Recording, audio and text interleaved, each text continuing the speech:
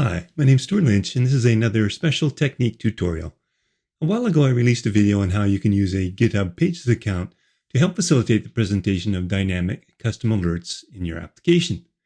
Well, in this video, I'm going to share with you an application and a solution that I've created to help you build a JSON file that you can use to present a list of dynamic FAQs within your application that can also be updated without having to submit a new version of your app to the App Store. I love getting your feedback, so tap the thumbs up button if you enjoyed this video and leave a comment below. Make sure you subscribe to the video and ring that bell to get notifications of new videos. And if you want to support my work, you can buy me a coffee. In this video, I'd like to share with you a free Mac application that I developed that will allow you to create a JSON file that can be hosted on a free GitHub Pages account to facilitate the presentation of a dynamic list of FAQs within either your iOS or your Mac application. This means you'll be able to present FAQs within your app that can be changed and edited simply by modifying the JSON file and updating that file on GitHub. In addition, I'll be sharing with you the simple drop-in solution that I've created to add the FAQ view to your iOS or Mac apps to present those FAQs, and they can include images, links, videos, and other resources outside of your app. So here's a simple example of what's possible and what I'll show you how to implement in this video. This is just a basic generic iOS application where I've enclosed the default view in a navigation stack with a toolbar button, and all the button does is present a single FAQ view. Well, the idea is that you can present a list of FAQs to your users that can be modified outside of the application whenever you need to update it without having to submit a new version of your app to the App Store. This view pulls the content from your GitHub account and presents it in a list. This example demonstrates the 6 different types of FAQs. First, there's the generic question and answer type here, where a question is asked and the answer is presented. It's just straight text, and it all just is available through the disclosure dropdown. In the next example, because your answer may require more formatting, the content is presented in a web view, and it's a single HTML page with no images. The next example is also a web page, but it includes an image. All these are just locally hosted HTML files in your GitHub Pages repository. Well, sometimes you'll need to have more than text, so you can also include a video, like this one here for one of my new apps that I'm developing.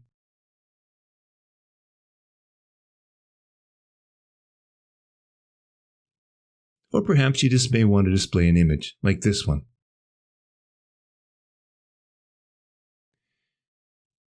And then finally, sometimes you may just want to link to more information on an external website, like this.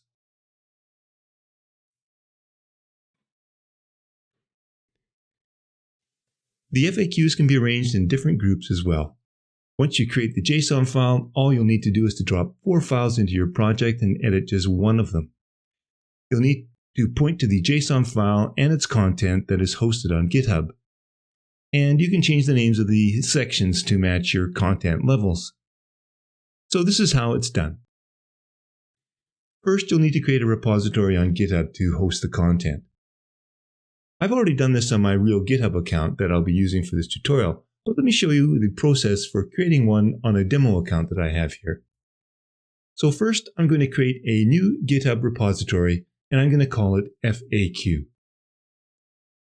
Now I'm going to be enabling pages for this repo, and if you don't have a paid GitHub account, you must make the repository public. If you have a paid account, you can make it private. Also, add a README to the file just so that you have some initial content here. Once it's been created, you'll need to enable pages. So you can click on the Settings menu, and then click on Pages on the left sidebar. And then from the source, choose Display from a branch. And then just choose the main branch and leave it at the root. Then click on Save. It's the root directory where you will store your JSON files and related content for each one of your applications. That's all there is to it. And shortly after saving, well, you may have to refresh your browser a few times, the site will be deployed and you'll see your URL. That's your base URL for your Pages account. and the FAQ folder. This is the base URL that you'll need to know for each one of your applications. All of the content within the main repository will be publicly available via the web, even if your repo has been marked as private. So once your Pages account has been set up, you'll need to clone it to your own computer so that you can add your JSON and related files to a folder that you will create within the FAQ folder that's going to represent each one of your applications. So in your FAQ repository, return to the root of the repository and then click on the Code button. Choose the HTTPS tab and copy the URL for cloning to your clipboard. And you can exit and leave GitHub now. So we'll need to clone the repository to some location on your computer. And I have a single folder where I clone all my GitHub repositories, but for the sake of this video, I'm just going to clone it to the desktop. So I can open a terminal application and CD to the desktop. Next, I enter the command git space clone, followed by another space, and then I'll just paste in the URL that I copied from my GitHub repo and press return. This clones the repository to your desktop, and inside you'll see that single README file. And now within that FAQ folder, you'll need to create a folder to represent each one of your applications that you're going to be offering the solution to. So for example, I'm going to create a new application called Sample Application, but I don't want to use any spaces, so it's much easier if you create your folder names for your applications without spaces. And then open that folder and create two new folders. The root level of the folder here will contain the JSON file that we'll create next. And the folders will contain any content that is referenced in that JSON. So those two folders have to be named HTML for one, where you'll host your HTML pages, and the second one will be called Media. This folder structure will be the same for all of your applications. Now to continue on with this video, I'm going to switch over now to my real account where I have also set this up. You'll see that I have set up FAQs for 3 applications at the time of this recording. One for a Mac app called FAQGenerator, one for an iOS app called TripMapper, and the sample application that I created for my demo account. The difference is that for both the TripMapper and the FAQGenerator app, there's an additional file at the root level, and that's the JSON. And it'll get pushed up along with any content that's in any of the other folders up to the Pages account. We just need to be able to create that JSON and the content for our sample application. You can see that the FAQGenerator application has content in both the HTML and the media folders. The next step is to create the JSON file. And to make the process easier, I've developed a Mac application called FAQJSONGenerator. You can either download the compiled application or you can clone the source code and compile it yourself. Links to both are in the description. This is basically one of my very first Mac applications, so I'm still very much an iOS developer. So I may not be following all the human interface guidelines for a Mac app, so please don't judge me, be kind. At least it works as designed. If you download and expand the completed DMG file for the compiled application, all you have to do is drag and drop the application to your applications folder and launch it from there.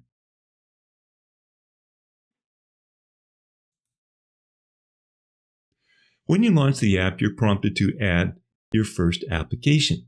This means that you'll need to add a record for the application to which you want to add the FAQs to. Now, we don't have an app yet, but we'll get to that shortly. So I'm going to create a new record either by tapping on the plus button or by choosing New Application from the File menu or Command-Shift-N.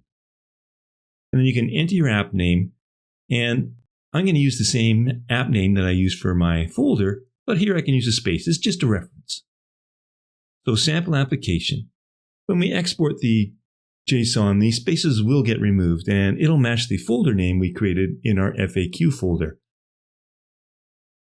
So select the application now in the list, and you're ready to start creating new FAQs for this application. And those FAQs should represent the kinds of questions your users have, or ones that you would anticipate they would have. And for the purposes of this demo, I'm just going to create a number of FAQs to demonstrate the different types that you can create. So the simplest and the first type is the question answer FAQ. And this is the default. So to create a new FAQ, you can either tap the plus button on the far right panel, or choose New FAQ from the FAQ menu, or simply Command N. Then you enter the text for the question, and you follow that with text for an answer. Now the level will determine how your FAQs are presented. If you have different levels, they'll be presented in groups by that level. The default level is 1, and you can have up to 5 different levels. So I'm going to leave this as level 1.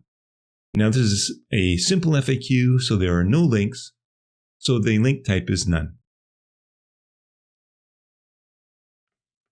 Once you've created an FAQ and it's been added to the list, you can select it and it'll be presented on the right-hand side where you can make changes and update those changes. As soon as any change is identified, an update button appears.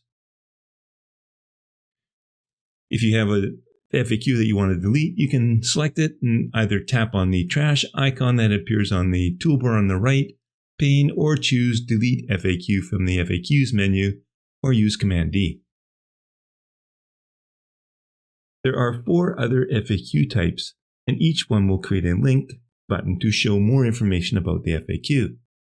Now to save you time, I'm just going to show you these after they've already been created. So let me just get to that point right now. So first, the external link. The question and answer sections are always the same. Pose a question, give an answer. But I'm going to select the link type here of external link, and the title will be the title that's on the label on the button. And the URL is the full URL to an external website. So here I'm just linking to my company website. Second type is a local video, and it's a video that you can upload to the media folder in the GitHub repository. So you can record videos on your iPhone or your Mac app and simply upload those MP4s or movies directly to the media folder. I provided an example video with the resources for this tutorial called showroot.mp4, and you can copy it to the FAQ sample applications media folder. I'll get to that in a minute. So I've chosen a local video as the link type. I can enter any string for the title that will be the label of the link button, and then I add the video name in the video file name field. Similarly, I can create another one that is a local image link type, and it's just like the local video. You add an image to the application's FAQ media folder, and along with the question and answer, you can provide a link title to be used for the button label, and just make sure that you enter the exact name of the image in the image name field, including the extension. The local link type is for providing access to HTML content that you've stored in the application's FAQ folder's HTML folder. And there are 2 types. There can be a simple HTML page, and that's one that contains no images or resources linked. For this, you simply drag the file into the HTML folder and use the full name for the HTML as the HTML file path name. And as usual, you enter the string for the button that will be tapped on. If you have a page that contains images, you'll need to create a folder in the HTML folder that will contain not only the HTML page, but also the images. Now, all images must be contained within the parent folder with appropriate links, and the page HTML must be titled index.html, or some other version of the default index page that the browsers will display as the default. So if we choose a local link, we can enter a string for the title for the label, and then the folder name will simply be the folder that is within that HTML folder. Now, if you need to change the application name for some reason, you can simply click on the application and tap the Edit Pencils button, or choose that option from the Edit menu. Now, before I export the JSON, I want to make sure that the resources that we have referenced in those links are in the right spot in my application folder in the FAQ folder that I'll push up to GitHub. So in the resources provided for this tutorial, I provided the sample application resources. The image and video files go into the media folder. The single HTML file goes into that HTML folder. And that folder HTML folder contains an HTML file and a folder of images. So now the default page is that index.html. So that way in the link I can just provide the folder name as we did. And that all goes into the HTML folder. Back in the application, you can rearrange an FAQ within a level in the list simply by dragging and dropping to a different location. I should also mention that you can change the display appearance. You can switch between light and dark mode for the application as you see fit. Currently, I've set this to always be dark, but I could choose light like this. Or I could choose to go with the default as set by my OS. Well, you may have some FAQs that you want to include with all of your applications. So you can import them from a set that was created for another application. So I have a sample JSON file in the resources that you can use to test. So choose the application that you want to import into, and then choose Import JSON from the File menu. You can choose either to append or replace. Append will add FAQs to the set. Replace will delete all existing ones and replace them with the set that you're importing. So we want to append in this case. So I'm going to import the miscellaneous JSON FAQs from the tutorial resources. Now, at first glance after importing, you may find that the list of FAQs hasn't changed. However, if I choose the selected level, you'll see that there are now 2 levels, and the second level shows the 2 that were imported. And they were imported to level 2 because that is what the level was when I exported them from another application. And you can choose either one of them and change the level as you see fit, or even rearrange within that level.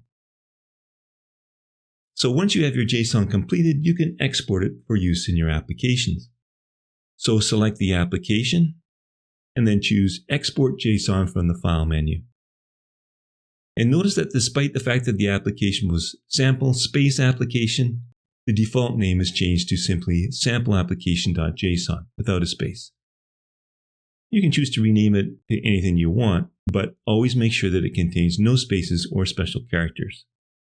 And you can save this then to the root level of the application folder in the FAQ folder for that GitHub Pages account. And it's alongside the HTML and media folders. Here's what the final result of all my FAQ content for this sample application looks like for me. And then the final thing we need to do before adding to our application is to push the content up to GitHub. So you can open the journal app and CD to the location where you've cloned your FAQ folder.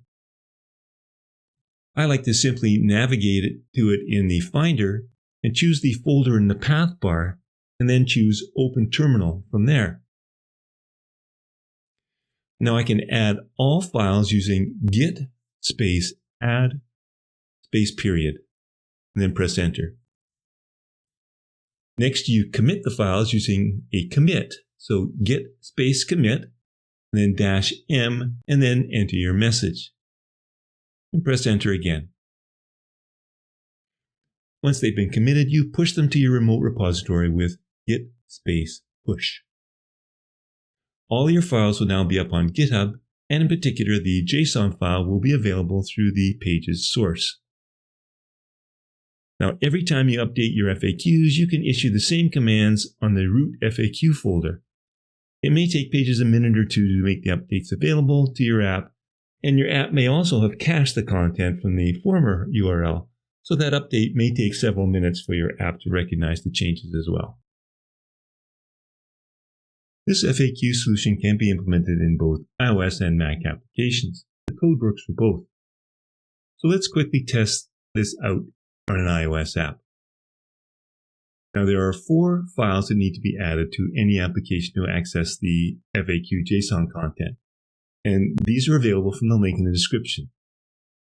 So I'm going to create a new iOS application, and you can call it whatever you like. I'll call mine sample application as I called the JSON folder.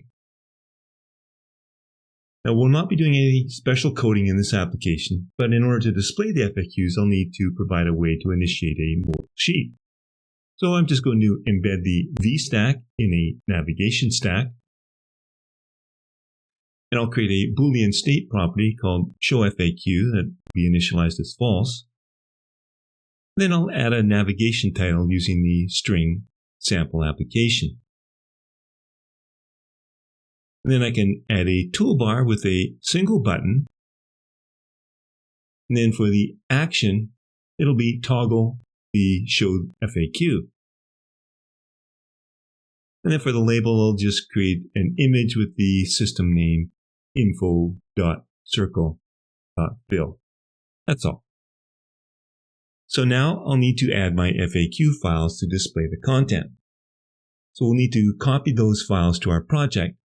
Don't drag the entire folder to the project navigator. Whenever I do this, I find that the target doesn't get set properly.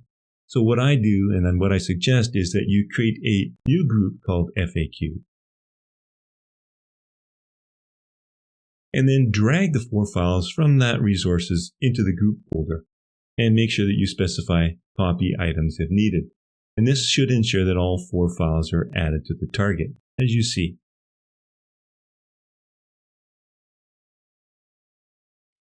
Now there's only one file that needs some editing. So select the FAQ view file and make this one mandatory change. And that's to replace the string in the FAQ service on line 15 with the URL that points to your specific FAQ JSON file. So in my example, that is going to be https://stuartlynch.github.io, which is my pages account, and then /FAQ, which is the host for all of my FAQs, and then /sample application, which is the folder containing my sample application JSON. And as soon as you do that, you should see the list update after it makes a call to display all of your FAQs in the list. The drop-downs are fully functional, but to test it out, we'll need to run on the simulator. First, however, notice that there are 2 sections, the first section being app information, and the other one is more. Remember, our sections were level 1 and level 2.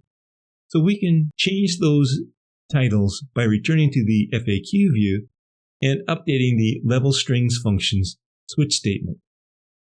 As my app only has 2 levels, I like the first string, but I'm going to change that second one to be more information rather than just more ... Levels 3, 4, and 5 can be ignored. If I choose to add different levels in the future, I can update that string. Now that the view has been set up, we can present it as a result of that action on our content view.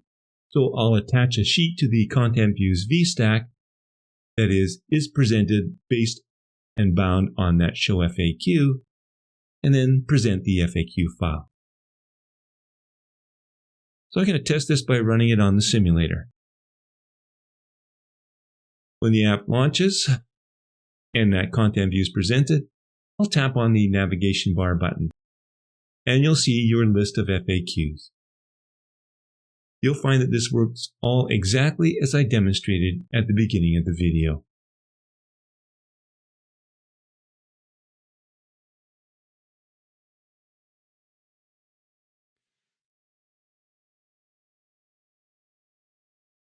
Now, before I end the tutorial, I just want to show you that this solution works in a Mac app as well. The FAQGenerator app has FAQs available to it. So here's my working copy source code. And you see that I have 3 apps in here right now, and one of them is this one for the application. So from the Help menu, you'll see the FAQ section, and you can see that the links all work here as well. Of course, as I was creating this video, the app was still basically in development, and what you see in the FAQs and what links you might see if you use the application might be quite different. That's okay though, because all I'm doing is updating the FAQ JSON file and related resources of any. You can see that I have this same 4 files in my Mac project. The only difference is that I have presented the FAQs as part of the Mac menu.